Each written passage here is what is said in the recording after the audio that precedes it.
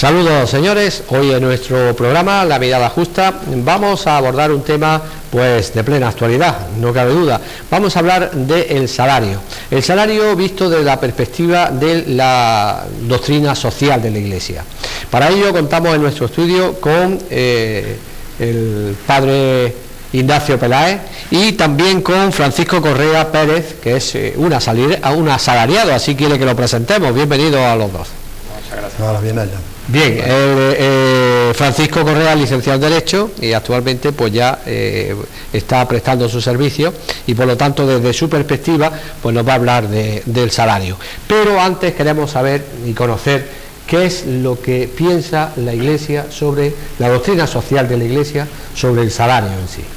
Bueno, pues lo vamos a ir viendo a lo largo de todo este programa, lo que la doctrina social de la Iglesia enseña y defiende sobre el salario, ¿no? Ya hace 2 semanas hablamos del otro tema que tú acabas de indicar, el tema del trabajo, derechos y deberes del trabajador, ¿no? Entonces hoy vamos a abordar el tema del salario, que es un problema muy conexo, muy unido al del trabajo, ¿no? Porque durante mucho tiempo la justificación que se hacía del trabajo, del deber a trabajar, era el poder conseguir un salario. Y luego también para muchísima gente, pues el trabajo es el único medio que tiene para conseguir su subsistencia, ¿no? Conseguir el salario mediante el cual subvenir a su subsistencia, ¿no? Por eso es un tema realmente importante, el tema del salario, tan importante que sin lugar a dudas, viendo todos los documentos de la doctrina social, yo me he traído algunos documentos hoy porque quisiera leer unas frases breves, ¿no?, sobre ello.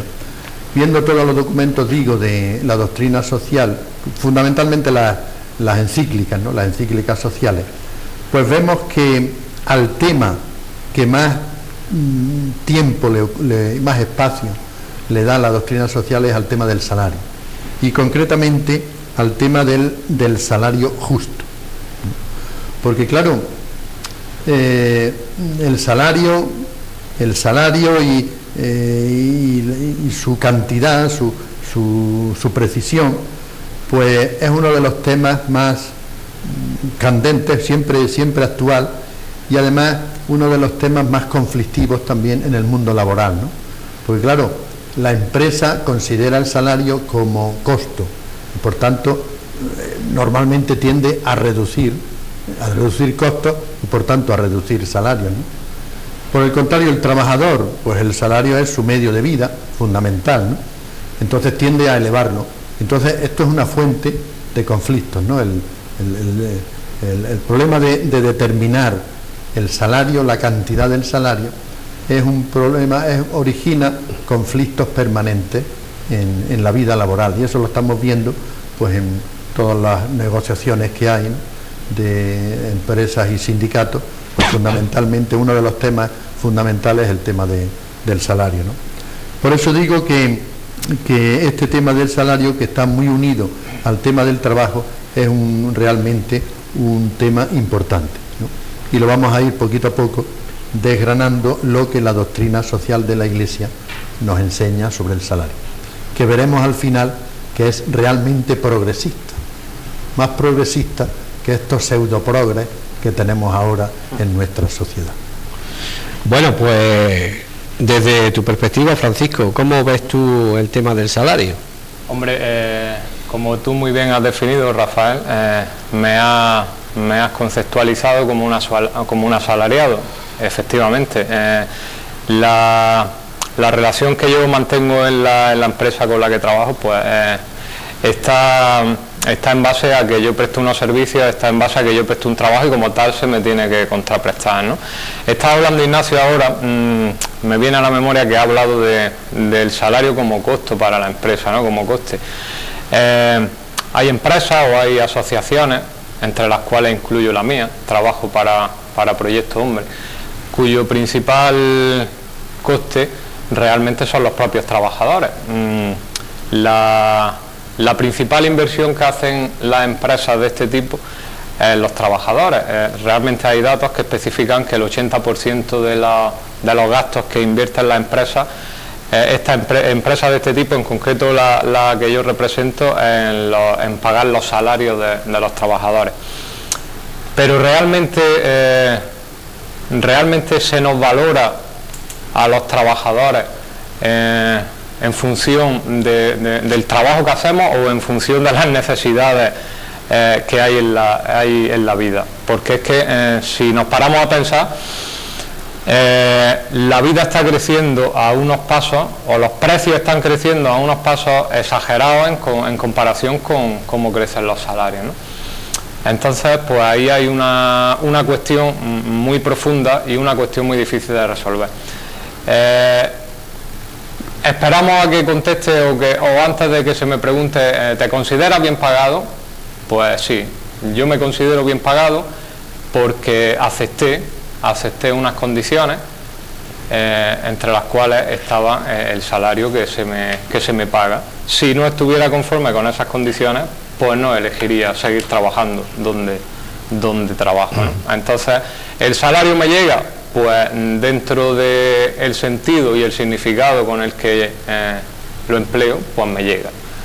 Esa es una cuestión que yo quiero recalcar, ¿no? Cómo gastar el sueldo, cómo gastar el salario que gana. Bien, sí. Pero hay una cuestión que se me plantea al hilo de lo que estás comentando. Para que el salario sea justo, ¿tiene que ser un salario objetivo? Quiero decir, bueno, porque claro. Sí, si me permite, luego un poquito más adelante yo voy a explicar los criterios que la doctrina social de la Iglesia enseña que se deben aplicar para encontrar el salario justo. Claro, esta cuestión o este problema del salario justo es una de las grandes preocupaciones de la doctrina social, ¿no? Y de cualquier persona, de cualquier trabajador, ¿no? El salario justo, el amigo Paco acaba de decirlo, ¿no? Lo del salario justo, que eso es vital, ¿no? Y es importantísimo, ¿no? Y claro, como digo, la doctrina social, uno de los aspectos que ha tratado con más profundidad y con más extensión es lo del salario justo, ¿no? Y a este respecto, la doctrina social se apoya en esto, en unas palabras de la Biblia, concretamente de la carta de Santiago, que eso viene en los libros del Nuevo Testamento, que dice una frase muy bonita y muy estremecedora, ¿no? Diríamos, o muy revolucionaria, ¿no? Dice que el salario que habéis negado a los que han segado vuestros campos grita al cielo, y sus gritos se han escuchado en el cielo. Es decir, que según la palabra de Dios, pues el salario justo demanda naturalmente a la empresa para que lo abone así. Hasta el punto que en uno de los documentos de la doctrina social, concretamente la encíclica de Juan Pablo II, Laborem Exercens, del año 1981, creo que fue, el 81, pues dice que, desde 1981, dice que en su número 19, dice que el problema clave de la ética social es el de la justa remuneración por el trabajo realizado. Porque el salario justo es la clave de la ética social en cuanto a la remuneración del trabajo. ¿Qué iba a decir? Sí. Es que me gustaría matizar eso, porque claro, aquí se puede interpretar de dos maneras diferentes. Una, a igual trabajo, igual remuneración, que es lo que parece que es la doctrina que impera, pero sin embargo, si nos atuviéramos realmente a una doctrina social, se debería de ser más subjetivo, más subjetivo el salario, por cuanto se debería de atender más. Va a ser uno de los criterios. De los criterios que la doctrina social, no del comienzo, sino después, porque la doctrina social ha ido avanzando a lo largo de los siglos. Eso era lo que yo quería subjetivizar, era la palabra que me ha trancado un poquito, pero que yo pienso que eso sería lo que realmente sería lo justo. Ya. atendiendo a esos criterios, no al criterio actualmente pues más promulgado, que es el igual salario, igual remuneración. Eso no sería realmente justo. Si me permite, ahí ha habido una cosa que tú has dicho antes que va muy en línea de esto. Yo, si tú me permites hacer una mención subjetiva con respecto a esto que estamos hablando sobre la justicia del salario, a mí me gustaría, por ejemplo, especificar o ampliar un poco más esta pregunta. ¿Cuál es el salario justo o cuál es el valor del trabajador, ¿no? Pues realmente el valor del trabajador está en compensación con el salario que percibe. Pues quizás no, porque hay personas entre las cuales pues yo me podría incluir, que tenemos una titulación y no estamos percibiendo un salario en función, en base a dicha titulación, pero por encima del valor real del trabajador, porque entonces ¿qué valor tendría una persona desempleada? Ninguno desde esta perspectiva, porque no percibe un salario. No, hay una cosa más profunda que es la dignidad, la persona en sí, ¿no? Entonces, yo me considero justamente pagada, me considero una persona que está dentro de la justicia bien pagada porque se me respeta más allá de aquel salario que percibo. Entonces yo estoy cómodo, estoy conforme en la empresa o en la asociación o en la organización de donde pertenezco, porque me considero justamente tratado. A Francisco se está promocionando para un alto puesto dentro de esa empresa. Hombre, hay que tener en cuenta, además a Paco lo estimamos realmente en nuestra empresa. Claro, hay que decir que nuestra empresa es una empresa sui generis, ¿no? Claro. Porque claro, no es una empresa que produzca unos bienes. Nuestra empresa no produce bienes, no hace sillas, o sea, no produce por lo tanto una plusvalía. Bienes materiales. ¿no? Bienes materiales, claro, bienes materiales. Produce otros bienes humanos que son fundamentales, que es la recuperación de las personas, ¿no? Pero claro, hay que tener en cuenta entonces eso, que es una empresa muy sui generis, porque todo el dinero que esta empresa tiene que invertir, tanto en salarios como en seguridad social, como en mantenimiento, etcétera, le tiene que venir. Tiene que venir, pues eso, fundamentalmente viene de socios, ¿no? De los asociados que damos nuestro dinero, nuestra cuota, unos más, otros menos, mensual o trimestral o anual o como sea, lo ponemos ahí. Entonces es una empresa sui generis, ¿no? A pesar de eso, pues naturalmente a Paco está muy bien conceptuado en la empresa y muy querido, él, y no solo él, ¿no? Sino todos los como demás, he dicho, ¿no? Antes, que no solo es que no produce, sino que la mayoría de la inversión la emplea en el trabajador. Sí, la mayoría gastos. Bueno, pero como tú, amigo Rafael, ya varias veces has querido meterte en lo de los criterios, ¿cómo determinamos que un salario es justo, ¿no? Bueno, pues eso lo ha contemplado largamente la doctrina social de la Iglesia, ¿no? Y entonces una de las primeras cosas que ha dicho, concretamente la Mater Magistra, que fue de aquel gran Papa, Juan XXIII, ¿no? La Mater Magistra, del año 1961, fue la Mater Magistra, que significa madre y maestra, ¿no? Bueno, pues él dice, el primer presupuesto que él dice, que el salario no se debe determinar, la cuantía del salario no se debe determinar por la ley de la oferta y la demanda, porque eso sería injusto. Lo tenemos en la Mater Magister, en el número 71, donde dice él, dice que no es lícito abandonar completamente la determinación del salario a la libre competencia del mercado. Porque claro, esto si seguimos este criterio de que el salario lo determine la ley de la oferta y la demanda, pues claro, si hay mucha oferta de mano de obra y poca demanda, pues claro, eso obliga al trabajador a entrar por el aro y a someterse, y entonces claro, eso sería injusto. Por eso el Papa parte de la Mater Magistra, la doctrina social de la Iglesia, en cuanto a la determinación del salario, parte de este principio, que no sea el libre mercado, la oferta y la demanda, quien determine la cantidad del salario. Y luego ya una encíclica anterior, ¿no? La 40º Anno de Pío XI, que es del año 1931, a los 40 años de la primera gran encíclica, que fue la Rerum Novarum de León XIII en 1891. Bueno, pues la 40º Anno pone 3 criterios para determinar el salario justo. Esto lo tenemos en la 40º año, en el número 70. Dice que deben regular y determinar el salario. Ante todo, al trabajador hay que fijarle una remuneración que alcance a cubrir el sustento suyo y el de su familia. Ahí va yo.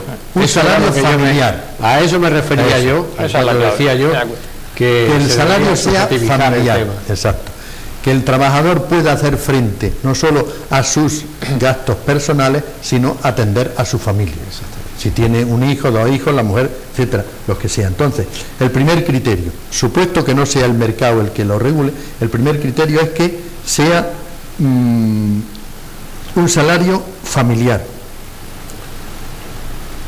El segundo criterio dice, para fijar la cuantía del salario deben tenerse en cuenta también las condiciones de la empresa. Esto también yo creo que es interesante, ¿no?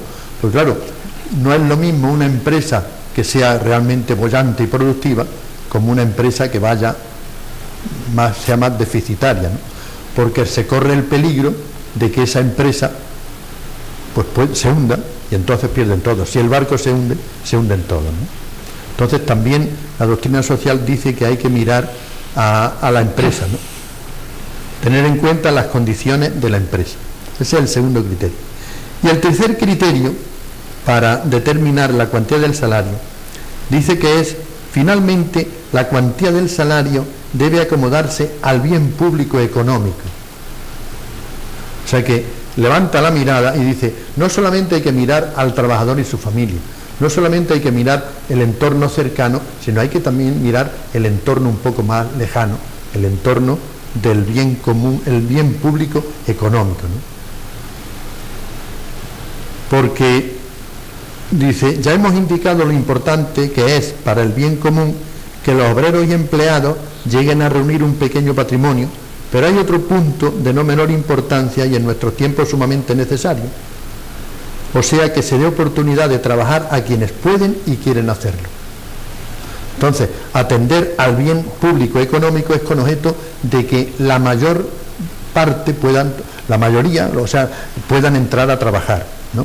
Y tener un salario justo. De modo que estos son los 3 criterios que la 40º año de Pío XI en 1931 pone los 3 criterios. Pero, y aquí esto es interesante, avanza la doctrina social, avanza, y entonces pone en la Mater Magistra otra vez de Juan XXIII de 1961, él pone 4 criterios, pero pone como base parte él de que el salario como mínimo debe ser el salario familiar. Entonces, que antes el anterior Papa lo ponía como uno de los criterios. Él dice, no, eso no es un criterio, sino que el salario debe ser familiar. Y sobre ese establece 4 criterios. Yo le voy a decir, solamente apuntarlo y luego lo explicamos un poquito, ¿no? Establece 4 criterios. Uno es la aportación del propio trabajador, que es donde tú ibas antes. La aportación, la actitud del propio trabajador. El rendimiento incluye el rendimiento y la actitud. La actitud. No es lo mismo un trabajador que de verdad cumpla su deber y su trabajo que uno que sea cantamañana, ¿no? Ese es un criterio que avanza el Papa Juan XXIII.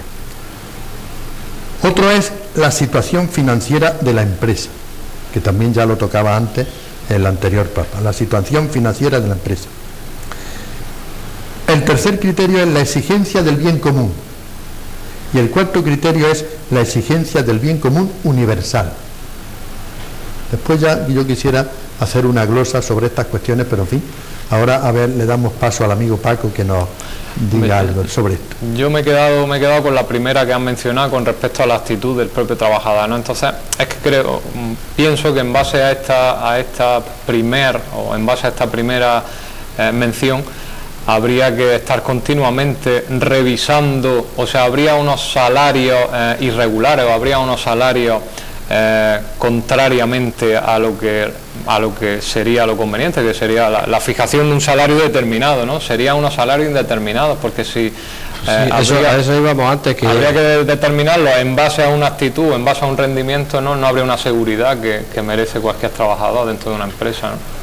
Yo creo que el requisito fundamental, imprescindible, la seguridad, la confianza del trabajador dentro de una empresa solvente y que se encuentre a gusto. ¿A igual trabajo, igual salario? No a igual trabajo, igual salario, sino que por lo menos partiendo de la base de que es intocable el que una persona no tenga que estar condicionado a que en función de un rendimiento tenga que bueno, eso es lo que ha dicho, la doctrina social, concretamente la Mater Magister, al decir que parte de la base de que el salario debe ser familiar.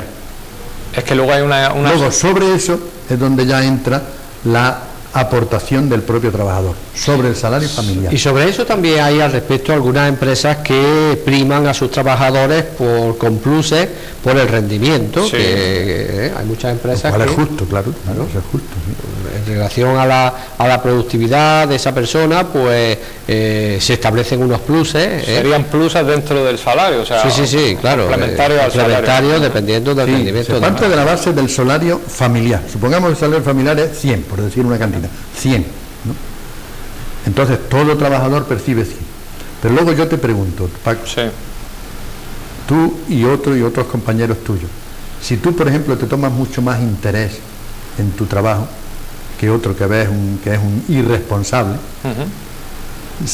tú verías como justo que él cobrara 100 y tú 100 y 100 y ya está todos igual. Si yo rindo dentro de mis posibilidades, yo vería justo que cobrara por lo que realmente estoy aportando, ¿no? O sea, un poco más, ¿no? Hombre, si yo en comparación con otros, yo realmente estoy trabajando para lo que realmente se me ha contratado, pues veo justo el que se me pague como está estipulado desde un principio en un contrato. Pero entonces... si una persona está contratada para unos servicios y realmente y efectivamente no cumple con esos servicios, pues habría que estudiar o habría que calibrar por qué, ¿no? En función del rendimiento, el rendimiento también está un poco limitado a la temporalidad de un contrato, también está limitado a las condiciones objetivas de una empresa. Sí, pero tú pon igualdad de circunstancias. Igualdad de circunstancias, todo. Pero uno es un irresponsable y el otro es responsable. Pues uno es un irresponsable que cobre lo que merece, o sea... por lo que merece, es una patata. Bueno, está claro. Aquí pues se establecería quizá es lo que estamos hablando de los pluses, ¿no? Que todos tendrían un mismo salario, pero que a lo mejor pues las personas que más pudieran aportar a la empresa tuvieran ese tipo de plus, ¿no? Para que pudieran ver en cierto modo pues que su trabajo pues es recompensado de alguna manera, ¿no? Su sobreesfuerzo en este caso. Claro, entonces ese es el criterio que pone, el primer de los 4 criterios, partiendo siempre de la base del salario que sea familiar. Sí, partiendo de ahí, luego ya un trabajador que es más responsable, pues también es justo en cierta manera que cobre más, que pueda tener unos pluses, y por eso hay establecido unos pluses, ¿no? Eso es. Pero, y luego yo quisiera detenerme un poco en los otros criterios que dice concretamente la Mater Magistra, que los asume de la anterior encíclica, que es el tener en cuenta las exigencias del bien común del propio país, el bien común del propio país, y el bien común universal. De modo que la doctrina social de la Iglesia apunta no solo a lo provinciano, a lo cercano, sino apunta al nivel general, ¿no? Pues claro, todo el mundo tiene derecho a vivir, ¿no? Todo el mundo tiene derecho a vivir. Yo no, por no leer, por no cansar a nuestro auditorio, no lo leo, pero realmente es interesante lo que dice de la doctrina social a esto, ¿no? Dice, por último, las exigencias del bien común universal, o sea, de las comunidades internacionales diferentes entre sí en cuanto a su extensión y a los recursos naturales de que disponen, ¿no? Porque la doctrina social de la Iglesia defiende que unos países se deben ayudar a otros para salir del subdesarrollo. Tenemos, por ejemplo, todo el problema de la inmigración que tenemos, ¿no? Pues claro, esa la única forma razonable y justa de solucionar ese problema es que se puedan promocionar los propios países de origen. Y si se promocionaran los países de origen, ¿De Senegal, origen o en origen? No, de origen, los de origen. El Senegal, que se ayudaran en origen, ¿no? Sí, promocionar aquellos países de donde vienen los países de origen de donde vienen los inmigrantes, si se promocionaran, pues no tendrían que salir de su país, porque a nadie le gusta normalmente abandonar su país, ¿no? Es como aquí en España antes, pues, millones de españoles fueron a Francia y Alemania fundamentalmente en los años 40, 50 y 60, porque aquí se vivía mal, ¿no? Pues eso mismo es lo que están haciendo ahora los marroquíes, los subsaharianos, los del Chad, de todo. Entonces, lo que defiende la doctrina social cuando dice esto de tener en cuenta las exigencias del bien común universal, es eso, que se promocionen, que los países ricos ayuden a los países del tercer mundo para que esos países puedan promocionarse, levantarse y así sus conciudadanos pues no tendrían que emigrar, ¿no? Me permite, pues, Ignacio, un inciso, sí, porque ahora está de moda el tema de las tarjetas azules o las tarjetas verdes que fomentan algunos países para la élite de los trabajadores de algunos países determinados, ¿no? Se crea una separación, se crea una selección de trabajadores en el origen, ¿no? Parece que cuantificamos o cualificamos mejor a los inmigrantes por tener una titulación, los preferimos mejor por venir más preparados desde el origen, entonces no sería justo, ¿no? Todos por igual sería lo justo, ¿no? Que vengan inmigrantes o que se establezca una política adecuada, una política social para amparar a estos inmigrantes, pero para todos por igual, ¿no? Hay gobiernos que están fomentando el uso de la tarjeta azul para los inmigrantes titulados. Pues yo consideraría que eso debería de ser igual para todos, ¿no? Si una ley es para todos, igual. Sí. O sea, pero vamos, haciendo una anotación de que esto que tú dices no tiene nada que ver con lo que yo acababa de decir, ¿no? El bien promocionar universal. Los países de origen, promocionarlos. Eso me parece que eso es razonable, ¿no? Sí, razonable, claro, pero para todos los trabajadores de esos países. Claro, de esos países, claro, evidente. Ahora, lo que tú dices eso, de por qué a unos preferir a unos sobre otros, ¿no? Pues ya en el anterior programa que estuvimos hablando del trabajo, ¿no? Pues hay una de las enseñanzas de la doctrina social de la Iglesia sobre el trabajo, es que todo trabajo, por el hecho de ser una actividad de la persona, es igualmente digno. Está claro. Y que entonces el trabajo debe estar en función de la persona y no al revés. La persona en función del trabajo, ¿no? Entonces, uno de los criterios de la doctrina social sobre esto que tú dices es que el trabajo debe estar en función de la persona, porque la dignidad del trabajo le viene no del trabajo en sí, sino de la persona que lo realiza. Entonces, en ese sentido, el trabajo subjetivo, que es lo que él llama la doctrina social, la misma dignidad tiene el trabajo de un arquitecto que el trabajo de uno que está barriendo una calle. La misma dignidad. Sí, bueno, pero es una actividad de la persona. Eso está claro. Puesto que ya estamos metidos en ese tema y nos queda poco tiempo, vamos a abordar el tema del salario y la mujer. Sí. Que eso es un tema que evidentemente... Bueno, hay una otra cuestión que yo no quisiera dejarla pasar porque es realmente progresista, ¿no? Y es que la doctrina social de la Iglesia, uno de los desideratum que defiende, es que el trabajador pueda participar de alguna manera en la empresa, o por medio del accionariado, o por medio de algún otro título, o de propiedad en la empresa, o en la organización de la empresa, o en la gestión de la empresa. La doctrina social esto lo está defendiendo, además lo está defendiendo desde el principio, desde el Rerum Novarum. Ya hay una filosofía al respecto que se implantó, pero no ha llegado a cuajar, ¿no? Y es la idea de que todos son empresas, tanto trabajadores como empresarios son empresas todos. Es una filosofía que no ha llegado a lo mejor a calar, pero claro, que estuvo en un momento determinado, se promocionó mucho esa idea, ¿no? De que todos somos empresas. Claro, porque que la empresa, la doctrina social precisamente defiende que la empresa pueda llegar a ser una comunidad humana. Porque dice, la doctrina social además lo dice con razón, que los beneficios que produce una empresa ni son todos solamente del capital, ni son todos solamente del trabajo, sino que si una empresa produce, digamos, 100, pues esos 100 están producidos por el capital y por el trabajo. Claro, ahí eso es la base de la si el capital se lleva parte de esos beneficios, el trabajo también tendría derecho a llevarse parte de esos beneficios. En este razonamiento es en el que se apoya la doctrina social para decir que puede establecerse que las empresas reconozcan por la misma razón a sus trabajadores un título de crédito. Y que, porque dice la 40º año, es completamente falso atribuir solo al capital o solo al trabajo lo que es resultado conjunto de la eficaz cooperación de ambos. Y es totalmente injusto que el capital o el trabajo, negando todo derecho a la otra parte, se apropie la totalidad del beneficio económico. Sí, lo que acababa de comentar, que más o menos la filosofía debe ser que todos somos empresas. Exacto. Y así es como se lograría. Claro, esto es difícil, pero es un desiderato hacia el cual convendría ir, ¿no? Y como tú dices, realmente ya nos queda poco tiempo, y tú dices lo de la mujer y trabajo, que la doctrina social de la Iglesia en este respecto defiende algo realmente muy progresista y muy interesante, ¿no?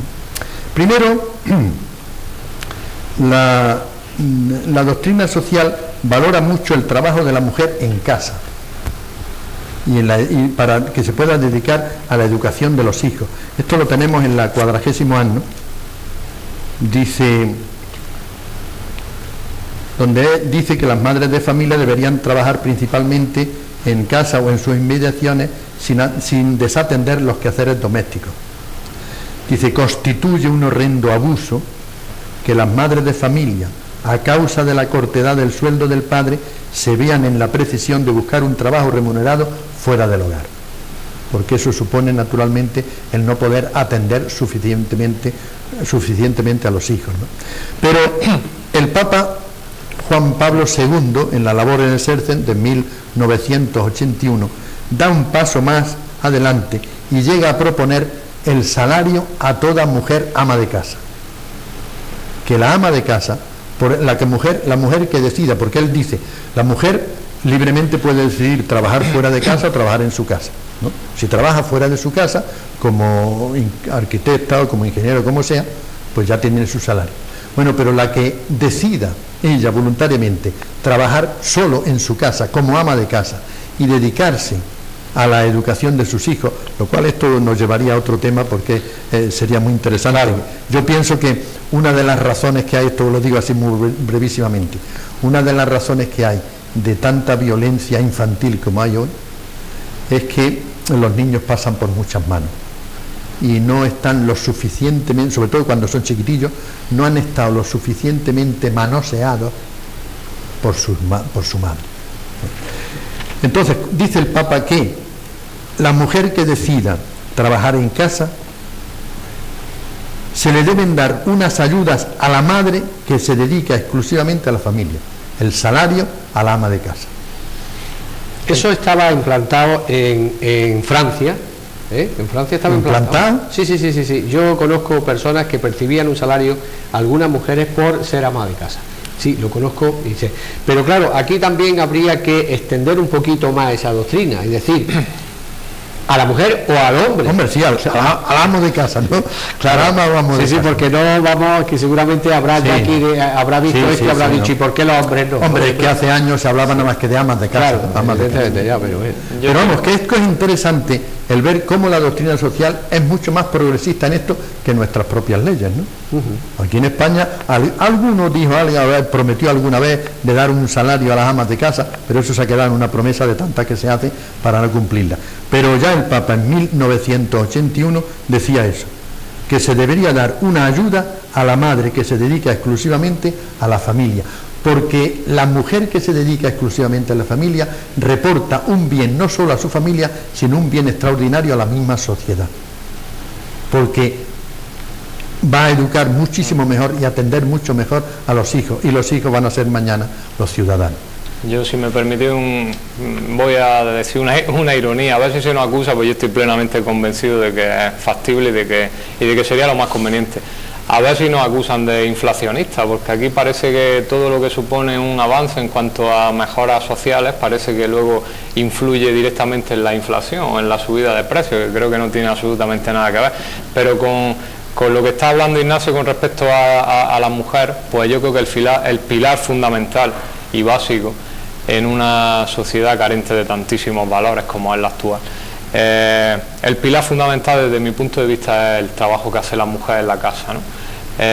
Yo he sido una persona que se ha educado dentro de una familia en la cual Mi padre ha trabajado, mi madre ha trabajado en la casa, pero estoy orgullosísimo del trabajo que ha hecho mi madre en esa casa, ¿no? Porque si no es por ella, pues muchas de las cualidades que pudiera yo alcanzar como persona se las debo a ella, ¿no?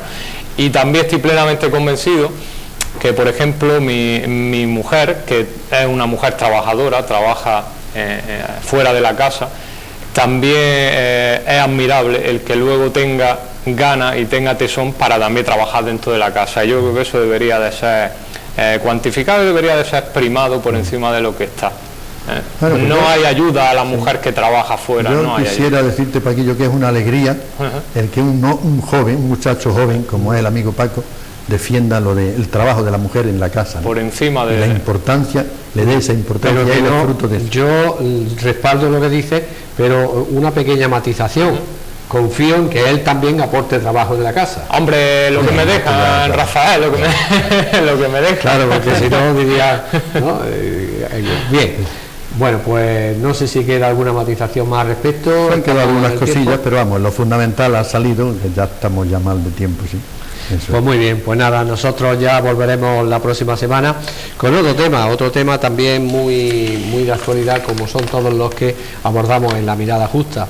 Ya saben ustedes que la dinámica de este programa está estructurada de manera que vayamos simultaneando de una parte la doctrina social, los postulados que se propugnan y que son muy interesantes y muy vigentes, porque ya verán ustedes que son temas que, aunque bueno, algunos de ellos parten ya de 1800, como el de León XIII, sin embargo, pues son de plena actualidad, y otros se van simultaneando con los temas de palpable actualidad, como por ejemplo pues los temas sociales que diariamente va a ser del próximo martes, ¿sí? Va a ser los hombres del campo, la agricultura, además en una zona como la nuestra, que uno de los pilares básicos históricamente y que sigue siendo el campo, pues yo creo que va a ser un tema muy interesante. Y al otro martes, si Dios quiere, vamos a tener otro programa también sobre un tema muy interesante, que es los jóvenes y su búsqueda de la felicidad. Bueno, pues eso sí que es verdad, realmente, los jóvenes y los menos jóvenes. A ver, siempre yo creo que siempre debe ser una meta tener presente, no solamente por los jóvenes, sino por todos. La pérdida de la esperanza creo que es lo peor que hay en el ser humano. Bueno, pues nada, volveremos con estos asuntos, estos temas que hemos señalado hace unos momentos, la próxima semana ya.